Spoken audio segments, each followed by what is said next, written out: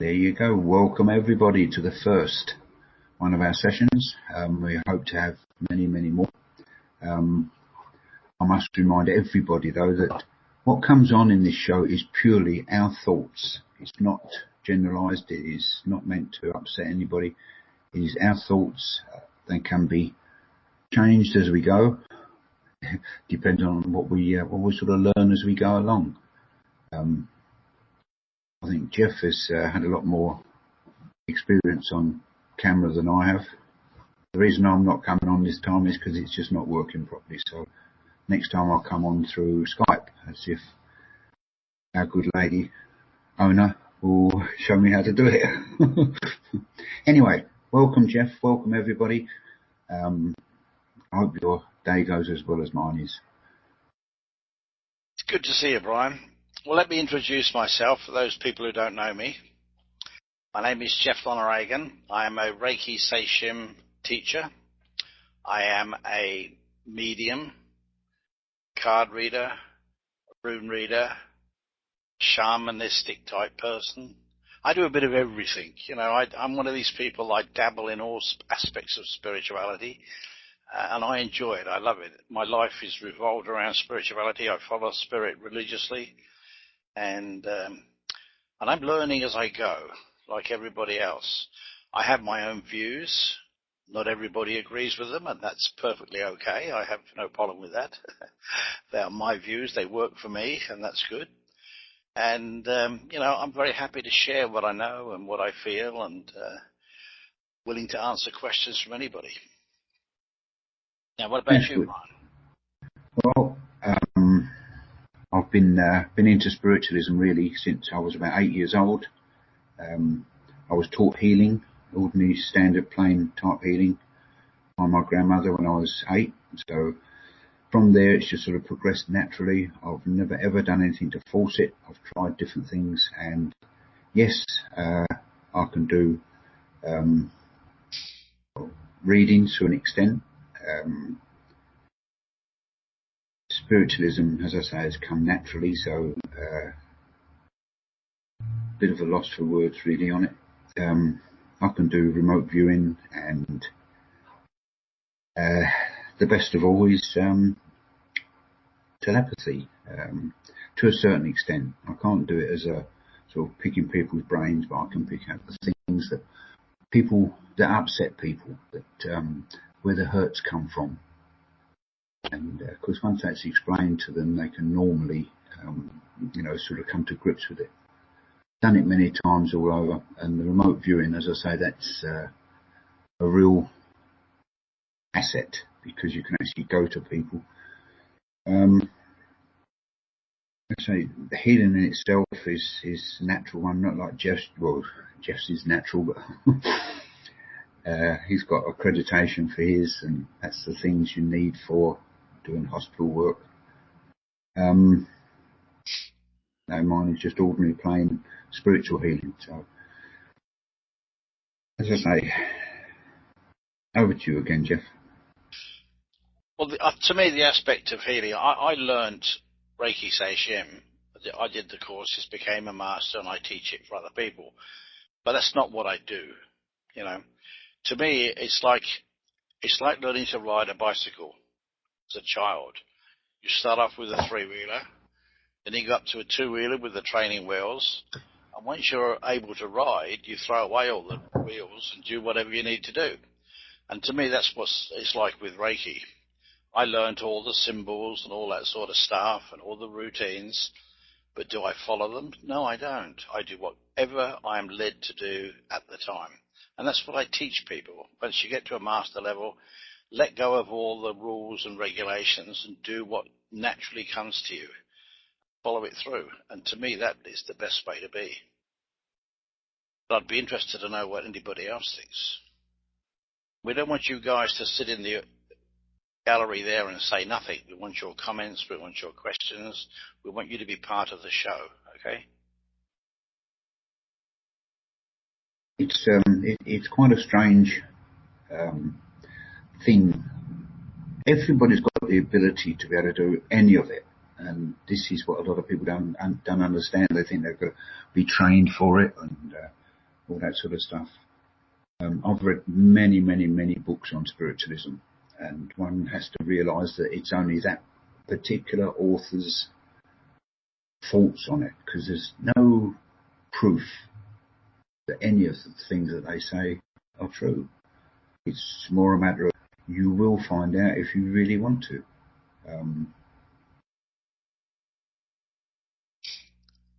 I look at it slightly differently, Brian. I look at it that, what's true for you is true for you. It doesn't have to be true for anybody else, does it?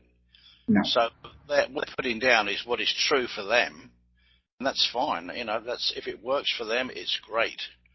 But if it doesn't work for me, then I'll find my own way of doing it, and that's what I've tended to do. I've had experiences that have absolutely blown my mind. Not part of Reiki Seishim that I was trained in, but things that have happened when I've been doing healing work, where Spirit has guided me to do things that are completely out of whack for me, and they've worked. It's been absolutely mind-blowing, Yeah, I agree. And the thing is, how do you get it across to other people? That is one of the biggest problems that there is. I mean, I mentioned remote viewing. I think it was Nell that said it. What's the difference between remote viewing and astral projection? To me, there is no difference. I've done both. Laying in bed of a night time and casting your mind and floating across the city. That's one thing, whereas remote viewing, to me, the proper way is actually be able to go to a person and actually see what they see. So really there is no difference at all. It's just that one of them you're sort of just laid back and floating. The other one, you actually go to the people. Where is the difference? I've never understood the difference between remote viewing, remote projection, and astral projection. To me, they're all the same thing. I don't see through the eyes of the people I go to, though.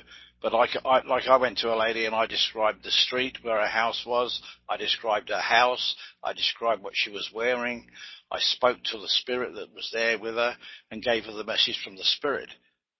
Now, what was that? How do you define what that is? I don't try. Well, I just say I did it, and that's it. As I was saying to you some time ago, I've never had any collaboration or talks with spirit. I get thoughts come into my head. Whether that is it, I don't know. Somebody once said to me that I'm too much of a logical thinker. That's quite possible. I don't know, really attribute it to a spirit that's coming through and talking to me. I know that I get thoughts of my own, but it's so much different. Everything is it's all personal, isn't it, Geoff? All of the way, everything that you come up with in spirit is a personal thing. I've seen some really, been mixed up with some people who come up with some really strange ideas, but that's their way of doing things. You can't really say that they're wrong. You just don't know. Let's go back to what Raven put in there about astrals leaving your body and remote viewing isn't leaving your body. Well, I mean, I've saw myself. Well, I actually flew over the oceans hanging onto the legs of my eagle. I saw the ships in the water below me. I crossed the coastline. I saw the coastline. I saw the street where she lived. I went into the house and I saw the house. But I didn't leave my body. I was still sitting in a chair in Australia and she was in Canada, or near enough. I mean, how do you define whether that's remote viewing or astral traveling? It's just, to me, there is no difference. It's people like to make things special because I can do this and you can't. And to me, that's not what it's about. If you can do anything, then that's a good thing to do. That's it, exactly. You just got to play really on your attribute, the thing that you can do. I mean, I used to ring these electronic bells just with, well, my mind. I wanted to do it. Ding! It came from right by the solar plexus, and it's the same thing as when you get frightened, your solar plexus tightens up. Now, that is exactly what it is.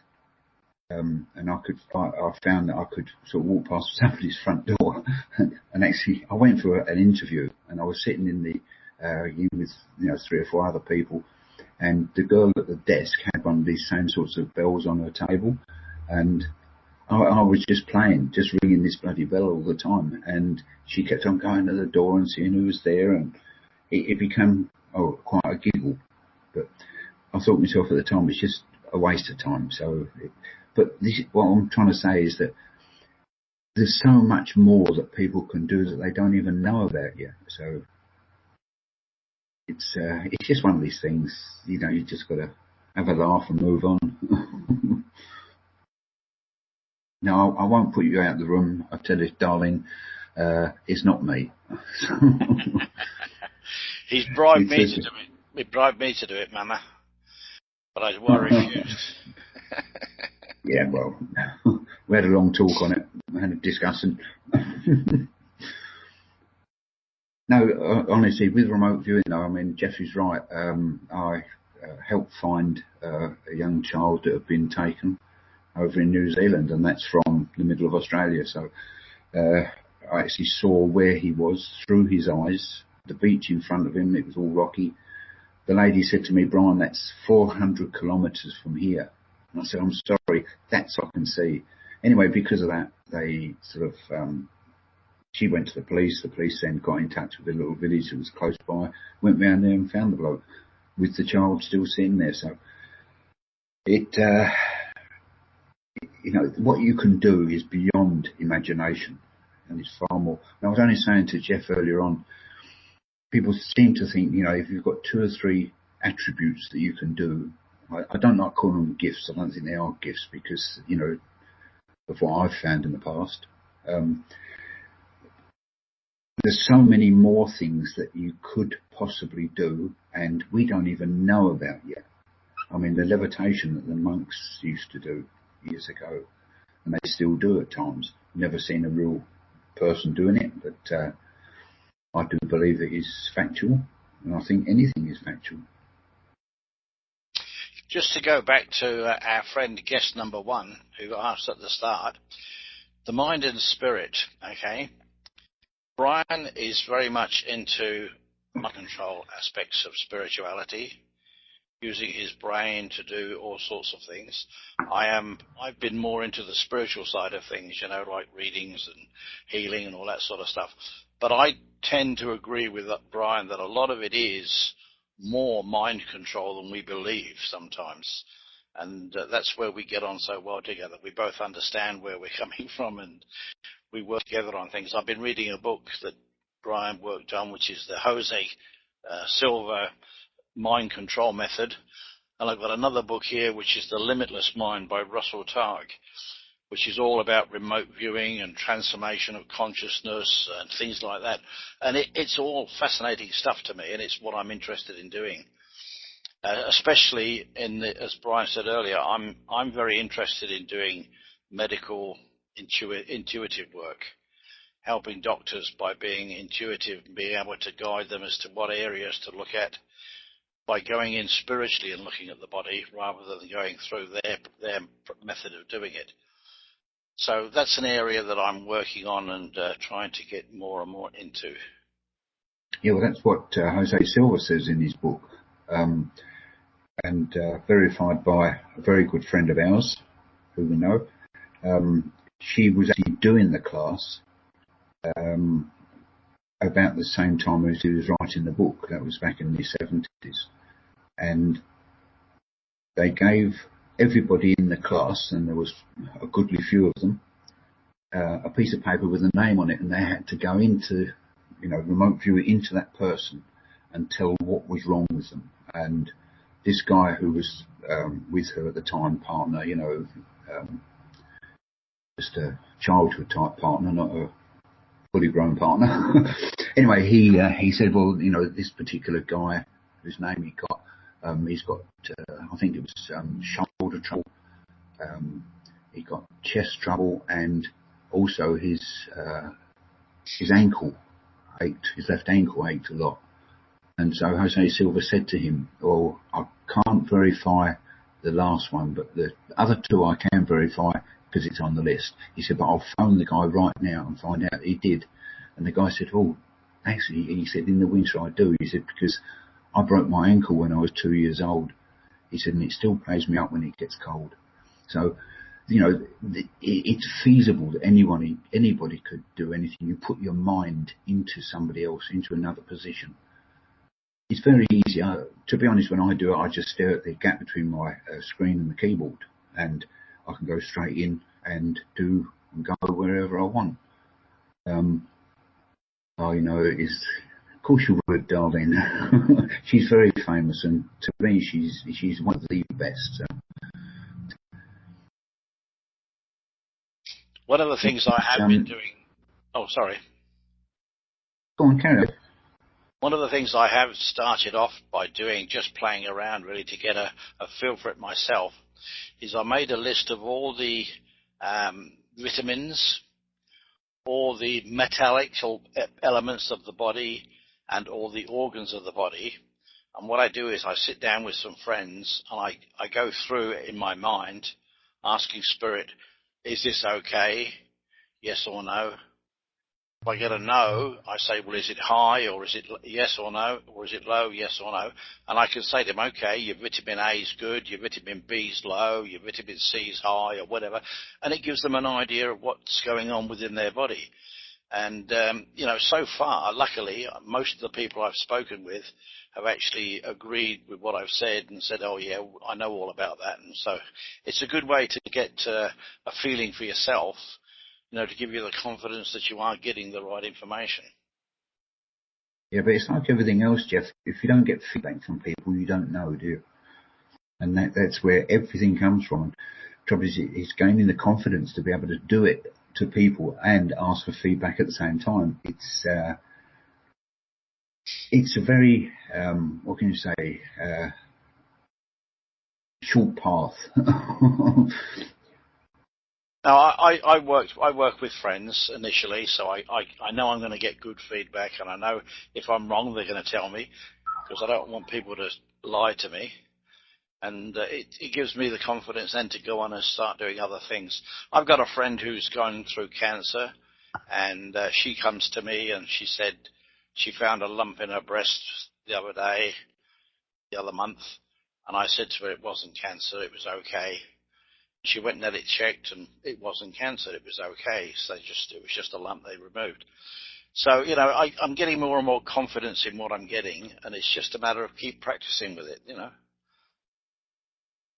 Yeah, well, this is it. It's finding that time to be able to practice, and well, not so much the time. It's with me, it's confidence in myself. I've always been the same. I know what I can do, and I've proved it many, many, many times. But it's still a massive holdback, because you never know whether what you're saying is true.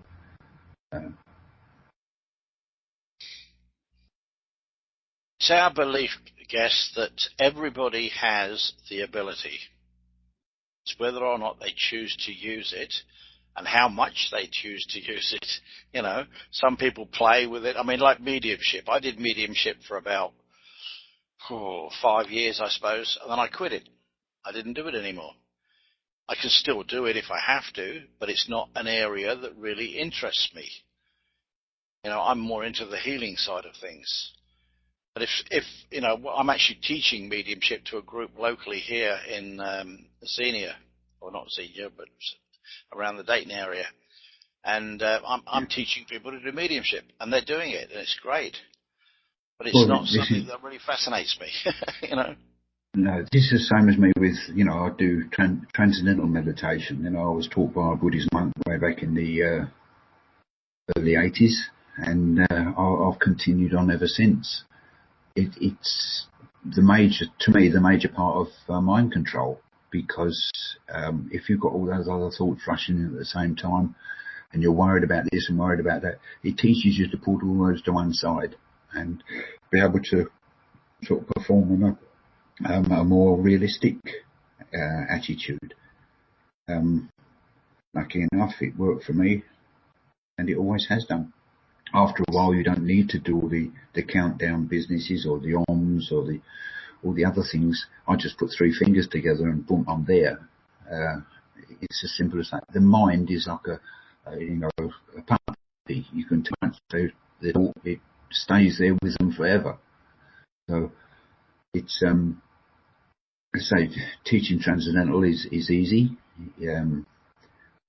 It's just a matter really of the person putting themselves into a position where they will fully accept it. Because 9 times out of 10 you get the same thing. Oh, I can't do that.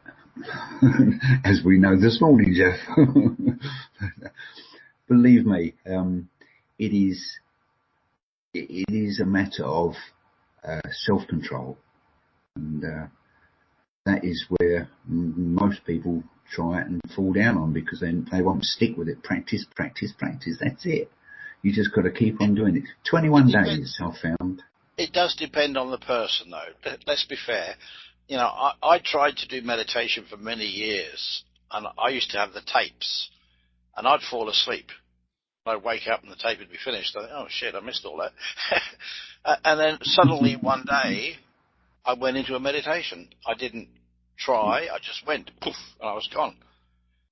Yeah, my brain cleared, and I was away. And that's what I do now. I've tried to do the thing that Brian does, you know, where they say count down from 100 to 0, and as you do, you go deeper and deeper. I can't do that. If I want to meditate, I say, I want to meditate, and poof, I'm gone. I'm in. That's it. This is it, though, Geoff. We find that there's so many ways to do the same thing. I like transcendental because I can go down to the point where I cannot feel my body. And then you can start doing, you can pre-plan what you want to do once you get down to that. And you can then go into, as I say, with remote viewing, I learned that from the bottom end upwards, because they teach you to actually go into a peach and you check round the inside of the peach, you check all the flesh and you smell it. You can actually smell the fruit, and you go and, you know, check the kernel out, and everything about it is because you're sort of imagining it, because you're sort of so focused on it, you get there. And eventually you get to the stage where you go through like house bricks. You can put yourself in the middle of a house brick and sort of feel what it's all like. Eventually you get to the stage where you can go into people, you know, animals or people or anything, and you can check around and see, you know, how things are going, what's going on. And it comes to the point where you've done it so much you really, really believe it, and because you believe it, it happens. And I think this is what to me is the most fascinating part. I always say there's 2 things you've got to trust. You've got to trust spirit. You've got to trust yourself. Yeah. Definitely. If you do that, you can't go far wrong. No, not at all. No, I think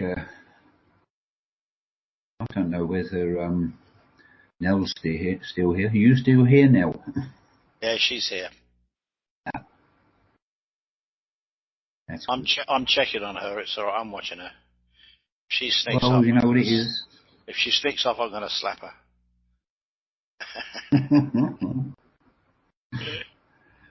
No, it's good. Psychic as I say, oh yeah. I won't go down that track, mate. I know I've been there, done that. But no, there's lots of things. You know, I've been practicing so much with, as I say, remote view. I can, with my telepathy, I can actually pick up on what people are thinking. The basic thoughts, you know, I don't go in deep enough. Well, I have, as Darlene will probably tell you, I've been so far into her mind that I think she regrets me doing it. Yeah. The thing being is, you don't do it unless you know what you're doing, and you've got to be careful you're not going to upset the person. It's much like remote viewing. You don't go into people's bathrooms while they're having a shower. You know what I mean? You've got all these sort of stuff that you cannot do because your own mind will not allow you to. So it's more a matter of once you do realise what are the good and evil parts, then I think it's a brilliant thing. But I'd love to be able to change people's minds. That sounds silly, but if you could only put little thoughts into their mind that get them away from the hurts that they're suffering, I think this is one thing I would love to do. As I say, it's just another way of doing things. I did have one laugh, Brian. When I did that lady that I told you I went to and described the house and what she was wearing and spoke to the spirit, there was another friend of ours in the room. We were just in a room on Pal Talk when I was doing it, and she was listening. And I described what this lady was wearing, and she in a nightie, got ready to go to bed, which wasn't very much really. But I didn't see it in detail. I could just see that she was in a nightie, and I let it go at that. And the other one said, "I'll be right back," and disappeared. And when she got back, she said, "Phew, that was close." I said, "What's up? What's the panic?" She said, "I was sitting there naked." She said, "I didn't want you to look at me."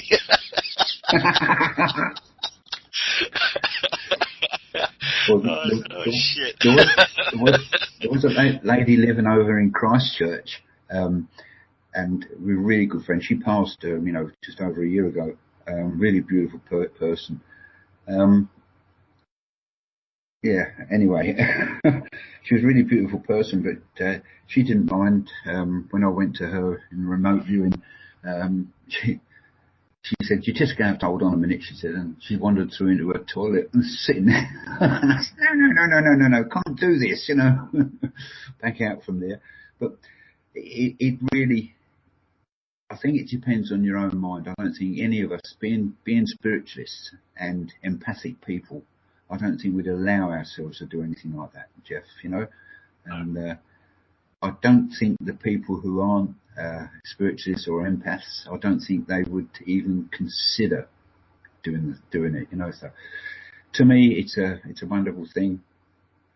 We just help people. That's all I want. Laurie, exactly. Don't honestly think, love, that I'd, do anything untoward, do you? No, it's all about to me, it's all about healing. It doesn't matter whether you're doing reading, whether you're doing remote viewing. The idea is you're there to help somebody. So it's healing. It's healing. Yeah.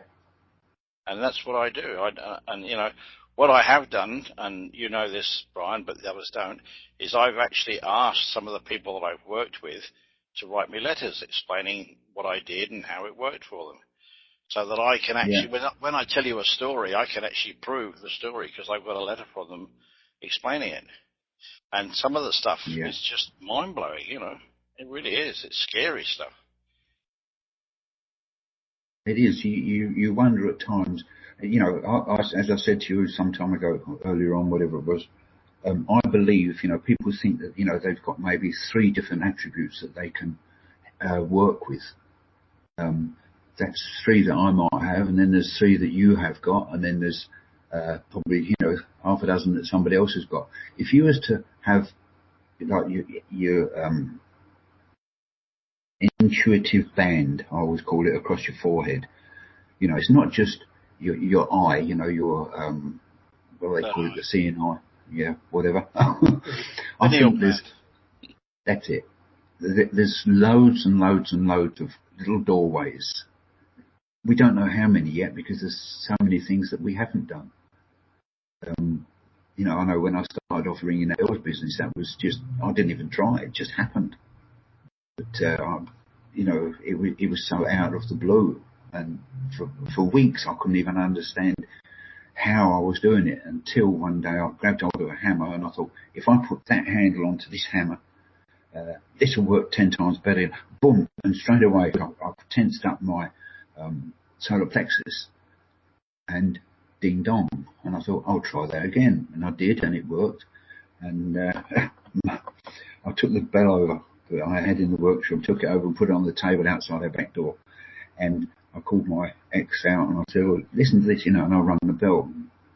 She said, no, Dad. She said, that's somebody else doing that, And it went on for half an hour, me ringing it and her denying it. And she said, I'll tell you what, she said, I'll get the one out from the house, and if you can ring both of them, one after another, she said, then I'll believe you. So I said, right, anyway, because I was ringing one, and she said, right, 3 times on this one, ding, ding, ding, great, and then twice on the next one. So it went on, and pardon me, it worked out really, really well.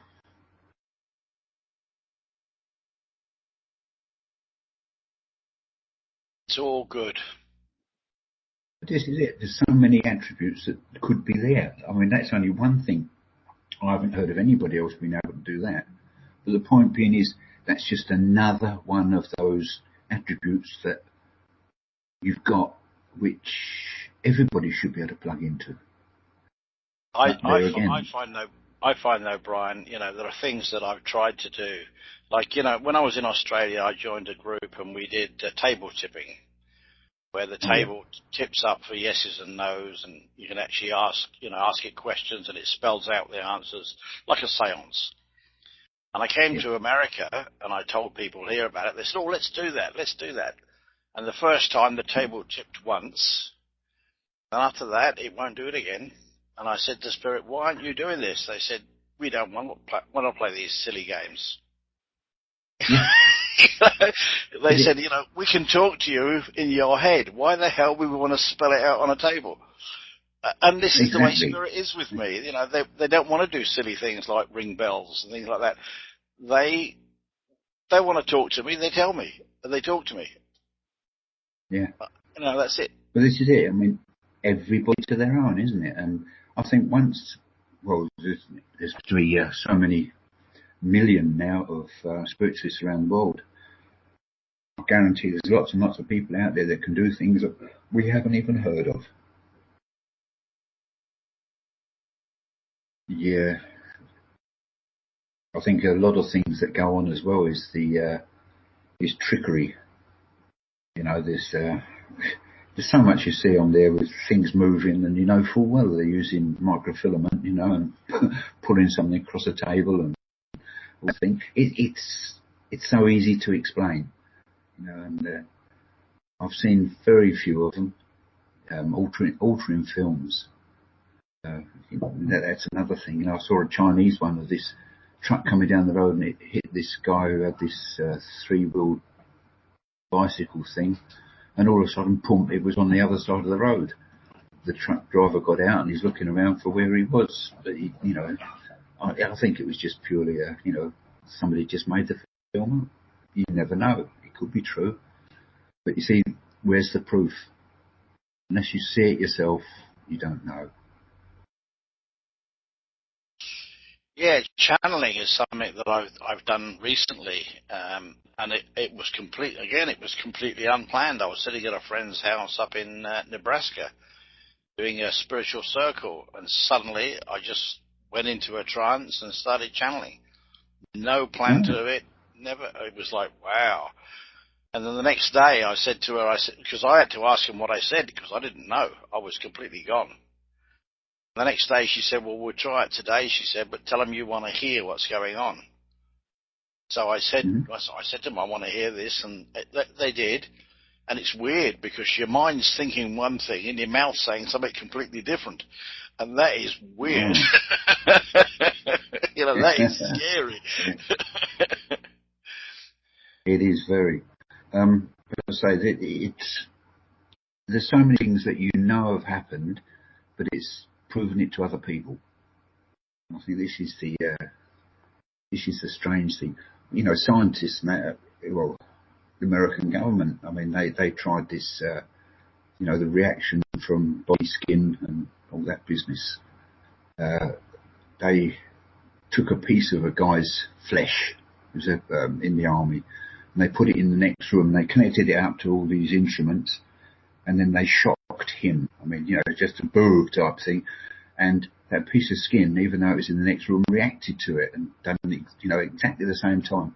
Well, they took that same piece of flesh 360 miles away and thought, well, we'll try it again. The way they did. And even though it was that distance apart, it was instantaneous. As they shocked him, the piece of flesh reacted to it. So really, it just shows that all of those atoms in your body are still connected, whether you're with it or not with it. You know, it's didn't die off. It just carried on doing it. They went through the like the remote viewing thing, and I know full well. You know, they said, "Oh well, if we give you coordinates, then you can go to this place and you can tell us what you see." And they were doing silly little drawings of things, you know. And I thought, well, how bloody pathetic! It's not even like that. You actually see the things. You don't just you sort of imagine them. You actually see them, and it is beautiful.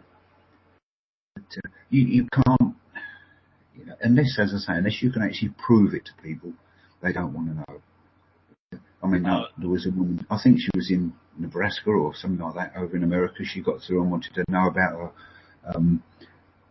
She was building a retreat at the back of her house, and she said, "I want it for healing and meditation." And I put myself there, and I said to her, "No," I said, "Your house is at an angle to the road, and it's quite a way back from the road, so consequently it'd be better if you built it in the front of your house, because the railway at the back of your garden, you get quite a few trains going back and forward on there, and that will disturb you." And, well, to be honest, she used the F-bomb, and she said, did you know that there was a railway at the bottom of my garden? That's how close you can get. I mean, it is really just beyond belief. You think to yourself, well, if I can do that, how come the American government has thrown all the remote viewing things away? Because that's what they said they did, but now seemingly they've opened it all up again. You know, there's, as I say, there's so much more to these attributes that haven't even been put out yet. It will eventually, because somebody will come along with the intelligence to be able to say, right, we'll do this and we'll log it and we'll find out how many people in the world can do it and what else they can do. So, I love this idea of this program, because this is exactly what we want, to be able to find out what people can do. And I often ask people, and they sort of shrug their shoulders and walk away, but there's got to be people out there that can do a lot more than what they let people know. Yeah. I actually, going back to what you were saying, there was a lady on this is what worries me or concerns me. There was a lady on Paltalk who was teaching remote viewing, running a class. And one of my friends came to me and she sent me a picture. She said, "I drew this, Geoff. What do you think of it?" And it was just a load of squiggles on the page. I said, "Well, what's it meant to be?" She said, apparently it was a bridge I was supposed to be looking at, you know, remote viewing, and I had to draw it. And I got 84% for this drawing, she said. Well, there was nothing like a bridge on that page. You know, it was just literally squiggly lines. 84% she's got on this test. And I'm going, right. Yeah, you know, this is not remote viewing. Remote viewing is not about looking at a photograph and drawing what you see. That's just child's play, really. That's the sort of thing Spirit won't do, because it's not really sense, you know. You've really got to do something logical. Yeah. Honestly, Ever's been all through that sort of thing. You know, people come up with all the crap in the world, and you think to yourself, "Oh, you know, you think I'm stupid?" True, Geoff. You know, because you know they've got no way of actually getting it across to you. That's what I was saying about the drawings the guys used to do for the American Army. It was nothing like what it really, really was, and still they believe it. And to me, they must be bloody idiots for all believing it. So, well, look at the Chinese. Look at the experiment the Chinese did. I don't know if you've heard about that. They drew some symbols on a piece of paper. They put it in a room, and it was completely black. There was no light in the room whatsoever, and they put light sensors in there to make sure there was no light showing. They locked and sealed the room. Then they got 3 psychics to find out what this picture was. And not only did they get the picture right, but the light sensors went off in the room as their minds went in to look at the picture. Mm. Now that is serious bloody testing, isn't it?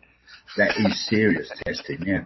Because let's face it, every part of you is an atom, isn't it? Really, it's all dust. You know, we come from dust, you return to dust. So your mind in itself, they reckon all of your memories, everything that you've got in memories, travels around in like a halo around you. So no matter where you go, it's always there. Because they say that the mind in itself, there's nowhere inside your head that it actually stores memories. That could well be as well, same thing. You know, it's all outside. But as I said, to me, it's like, I agree with you. If I can describe the house, the rooms in the house, if I can describe what they're wearing, if I can talk to a spirit in the house and give them a message, which really, the message was brilliant. I mean, I had no idea. It was a small boy of 10-year-old I saw, and I said to her, I've got a 10-year-old boy here, and he says, it's okay, I meet you there. And that was all I got. And I said to her afterwards, well, what was that all about? She said, my grandson died at birth 10 years ago. The child was 10. And I go to his grave every week, and people tell me I'm stupid. He's not there. And the spirit said, yes, I am. I go there to meet you every time you go. Yeah. Which was confirmation for her that she was doing the right thing. And they know. I mean, you can't make this stuff up. You know, it's just. I just shake my head, you know, think, oh, well done, Spirit, you know, because it certainly wasn't me. That's all you can think, honestly. I know I was talking to stars one day, and talking to a young lady one day, and she said, tell me something. She said, you know, you'll do remote view. And I said, well, I'll tell you what. I said, you've got a brown bed cover on your bed, and you haven't made your bed today, and it's all wrinkled up. And she looked round because she was in her bedroom, but she was sort of away from the bed. And she said, how the hell did you know that? I said, well, if you're there, you see it. And I was there, so I saw it, and that's what I've reported back to you. You know, these are as I say, you've got silly little things that jump in, and you can prove what you're doing by it. But without the proof, it's just a thought, isn't it? Yeah, this is why as I said, when I've done healing work, I've got people to write me letters, because not because I need to prove it to anybody, but when I'm teaching, it lets my students see that what I'm telling them is true, and that's the only reason I did it, was for my teaching. I mean, I don't care what anybody else thinks, you know. I just, when I teach people, when I say this is what happened, I've got a letter to prove it, you know. Yeah, but you get past all of that. Yeah. I mean, I don't have to prove anything to anybody as far as I'm concerned, but for a teaching tool, it's a good thing to have. So, you know, why not ask for them? Yeah, but also talking about it helps as well, because, I mean, I've got proof. I can go to particular people and say, well, you know, you tell them. I mean, Mama being one of the major ones. Thing being is that you know for yourself it works. Why should I have to prove it to anybody else? But, I mean, Mama and I, you know, darling, we got into really deep conversation about it, and it was absolutely brilliant. You know, not me, just what I managed to pick up. And that was straight out of her mind.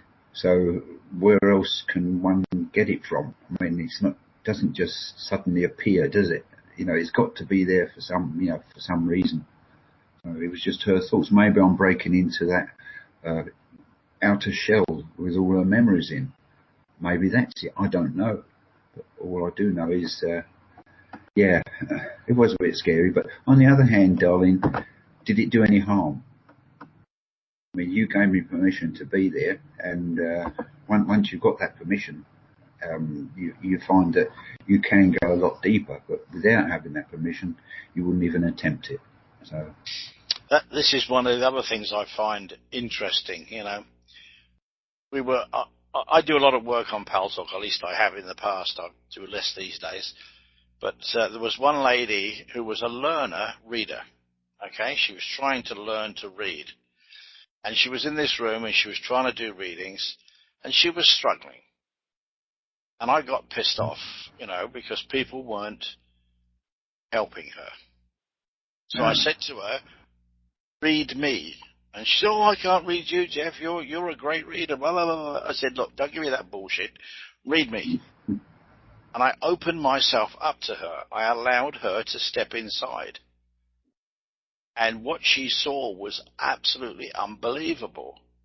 She was absolutely gobsmacked at what she could see about me because I allowed her to look. These other people were blocking her and then laughing because she couldn't get anything. Couldn't do it, yeah. This is not teaching. This is being an arsehole. You know? Yeah. And you know, if you're working with people as a teacher, you have to let them in. You have to let them see what there is to see. Yeah. Otherwise, it's pointless, isn't it? Yeah, you're not doing anything, are you? Really, it's just it's going back to all the old. I can say this in all honesty. Most blokes won't believe in it. They won't have my brother in England, even though I've proven it to him many, many times. He still won't believe. Oh no, he said, no, you're just guessing. You know, he's the one. You know, but all I can say is there's different types of people. There's empaths. There's and total non-believers. It just depends which one you come up against. I don't really think that we'll ever get to the stage where everybody believes in it. Might be in a couple of 100 years. You know, the things that people come up with as an excuse, or not excuse, a reason. I mean, it's like this Star Child business and what is it they called them? You know, people born from 1946 afterwards. You know, after the war. When I was born in 1942, and I've got a damn sight more going for me than they have. That I do know. To me, it's all purely guesswork. But people, you know, they truly believe it. You know? It'll change. Things will change. I think the more we as a group talk about what we do, explain how we do things, and are open to suggestions and, you know, talking about it, the more it's going to spread. And this is why I'm happy to do these sort of shows. I want to do this. I want to talk to people about what I do and how I do it. Now, that doesn't mean you've got to do it my way. It just tells you what you are able to do if you set your mind to do it. And I've had things. I can give you an example of something that happened with me. Some of you already know this. That I had no control over. I've never done it before in my life, and I've never done it since. But I had a friend in Canada. I was in Australia, and she was up early hours of her morning, like about 2 o'clock in the morning. And I messaged her and said, "What are you doing up? Why aren't you in bed asleep?" She said, "I'm in agony." And I said, "What's up?" She said, "I've got tears in my uterus. I've been awake for 2 days. I can't sleep. Every time I lie down, I get pain, and I have to get up again." So I said, "Well, you know, I don't know what I can do for you." I said, "But if you like, I'll send you some healing." She said, "Oh, yes, please, Geoff." So I sort of focused on her. And the next thing I knew, I was inside her body. I could see the tears inside her skin, inside the flesh. And I was up there with my fingers lasering up these tears. Like this. Yeah. And nothing I could ever, you know, I'd never ever done it before. I had no idea. I was just doing whatever spirit made me do. And then I came back to my chair and I said, "Well, I hope that helped. I don't know what I was doing there, but I hope it helped." And she said, "Oh, I felt you working inside me, Geoff." She said, "I'm going to go and lay down now." She slept for 12 hours solid. Now, how do you explain that to somebody? You can't. You can't. It's just like, you know, and as I said, I had no plans to do that. And when she said uterus, I was a bit like, "Oh my God, I haven't got one of them. I don't know nothing about them things," you know. But I was in there working away. That was it, you know. So how do you explain things like that to people? Well, you can't. I was working for Corona Industries, and I fixed up they had everything there, you know, robots and cages and 1,000 ton machines, you know, and everything. And the noise was terrific.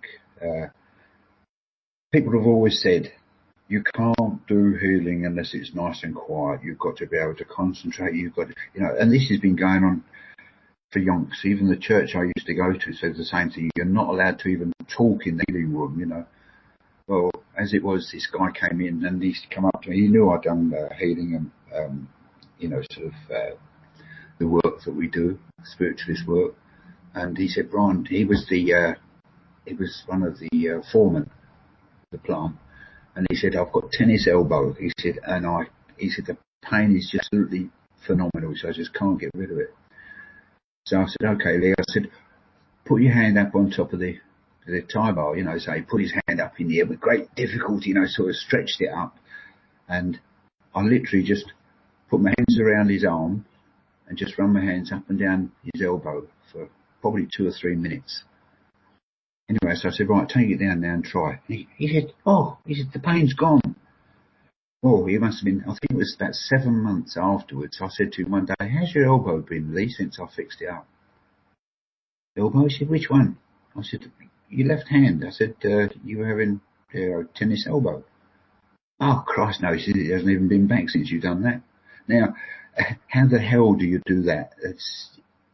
Okay, it's spirit, it's us, it's doing the healing, it's all, we recognise it, whereas other people don't. But I tell you what, that bloke is now a spiritualist. Because he said, if you can do it, mate, anyone can do it. And that is exactly it. There's nothing that you can do that other people can't do. It's just a matter of finding out. I had one at work like that. I was talking to the big boss on the shop floor, and this lady off the shop floor came up to her and she said, excuse me for interrupting, she said, I need to go. And he said, boss said, why? She said, I've got this terrible migraine. And her eyes were like little slits, and you could see her forehead was all frowned up. And I said, well, how are you going to get home? She said, I'm going to drive home. I said, there's no way you can drive with your head like that. I looked at the boss and said, can I have her for 15 minutes?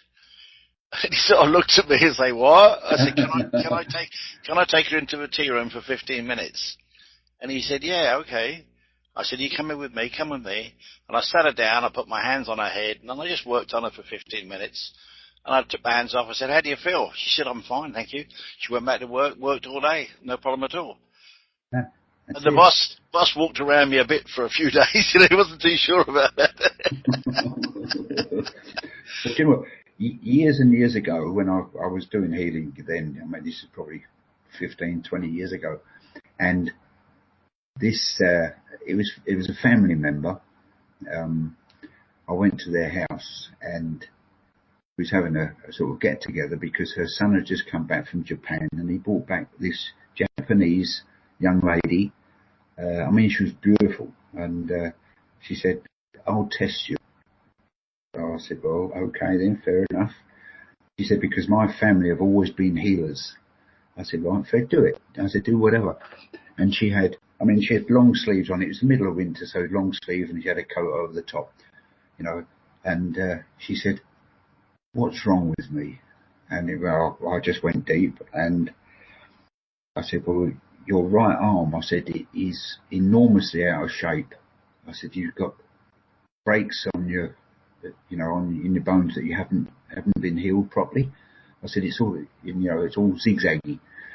So she laughed and she said, you've got it spot on. She said, when she was a kid, she was run over by a truck and it went right over her right arm and literally mashed her arm, and they managed to get it back together again, but never perfectly, in those days, I suppose.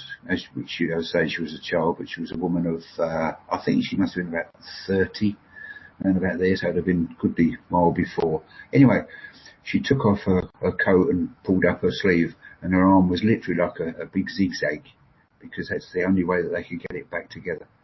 And she said, you're a true healer. And she just walked away, and I thought to myself, well, there you go, we know. But it's so easy to do. Anyone can do it. The same, my grandmother taught me when I was 8. Mind you, she came from a long line of Irish gypsies. They used to travel around doing healing and all their magical snake oil stuff. And It's the intent, as you say, Fellini. It's what you really want to do. It's what you really know you should do, and it works. But everyone can do it. It's really good. I love it every minute. Still, we have about 4 minutes to go. Unless you want to carry on, I know it's disappeared fast. If you want to carry on, there's no problem with me at all. It's entirely up to your good self. Well, can I answer Darlene? Darlene, yeah. The biggest problem about healing yourself is that you doubt yourself.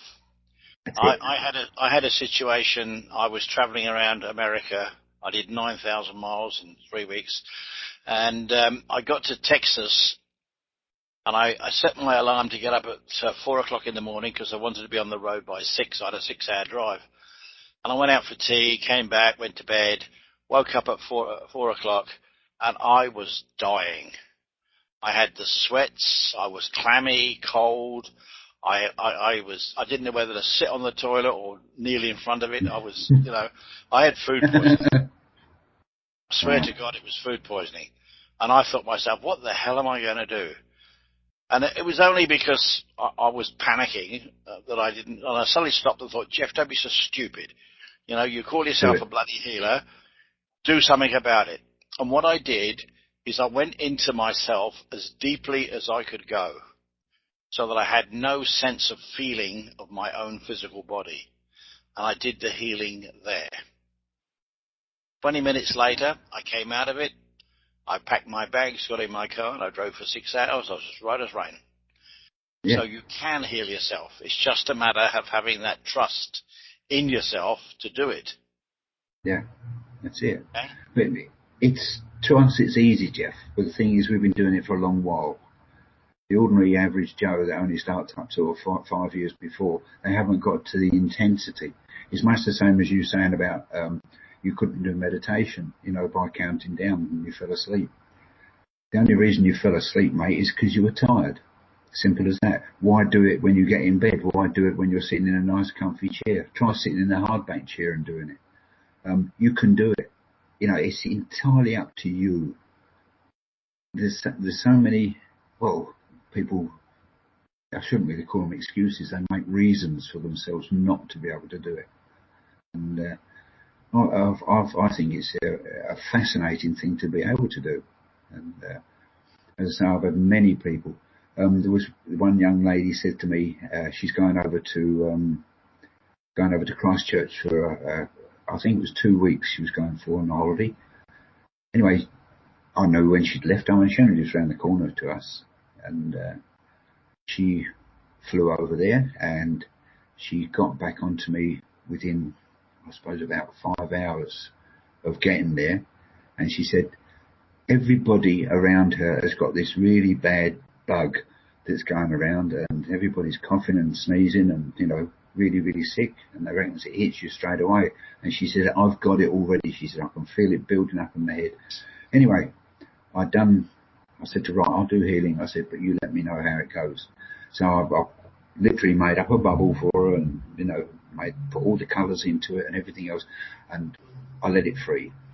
And it went to her, and then she came back to me, would have been the next day, and she said, Brian, all my symptoms have completely gone. She said, everybody else has got it all around me still. She said, but I've totally got rid of mine. And I thought to myself, well, that is proof positive, really, that it works. Yeah. No, there's so many things, as I say, but proof is one thing that you do need. You need the feedback. You need the, people don't realise just how much I need it. When, I can't say for other people. I can only know what I've done, so. I think feedback is important in all aspects of spirituality. I mean, the way I was taught mediumship, I actually was on platform in spiritual churches doing readings. So, it wasn't just messing around in a classroom. But, you need feedback. So when I say to a lady, may I come to you, madam, I wanted to say yes. And then when I say I've got a lady here and this is what she looks like, I'm giving this name, can you accept this person? I want yes or no. I want that feedback, because that's what keeps the energy flowing. It's what keeps the messages coming through.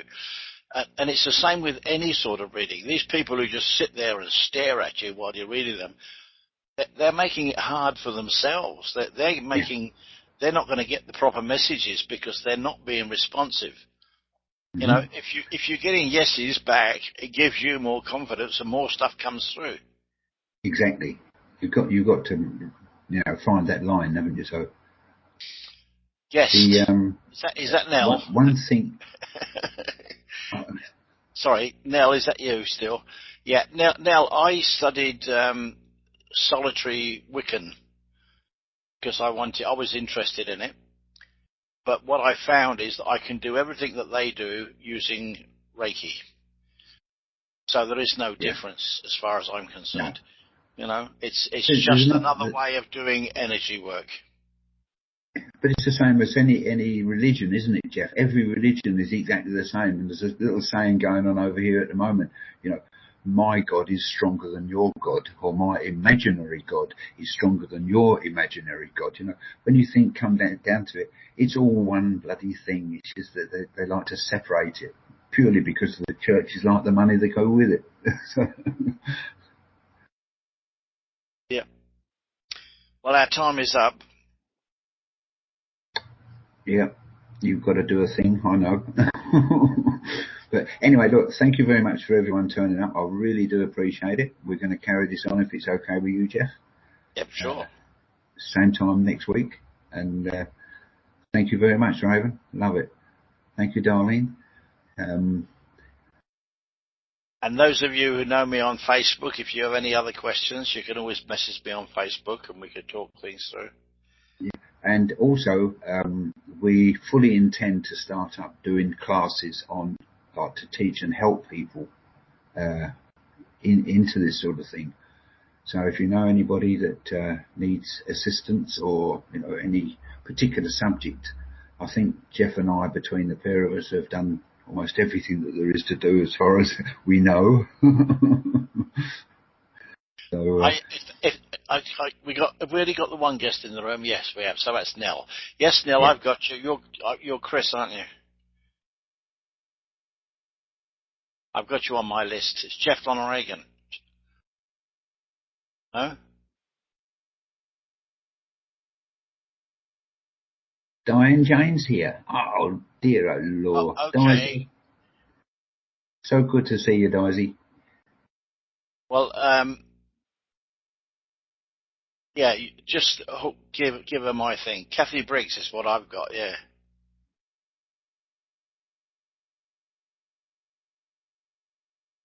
Yeah, you and I have talked on there. You've asked me to join your group, your thing you're going to have on Skype. I said, yes, I'd look at it. That's me.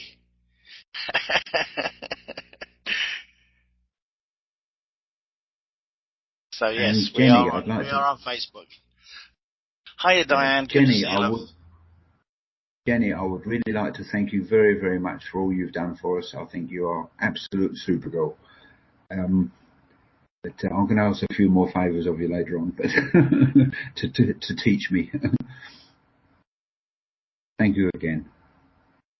Okay. Are you going to close down now then? Yes. Have a really good day and look after yourselves, folks. And just remember, believe. Believe you can, because you can. Good night, ladies. Good night, ladies. Good night, all. God bless.